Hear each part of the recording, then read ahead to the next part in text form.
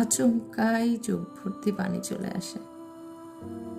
পরক্ষণেই আড়ালে চোখ মুছি, আবার নিজেকে বোঝাই ভেঙে পড়লে চলবে না, সইতে হবে।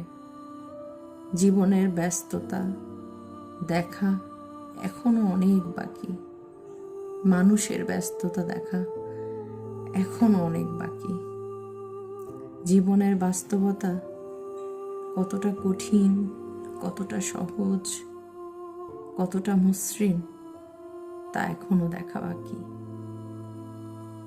বাকি মানুষের কঠিন থেকে কঠিন চেহারা দেখা বাকি, অনেক কিছু বাকি। এত বাকি, এত কিছু বাকি কেন?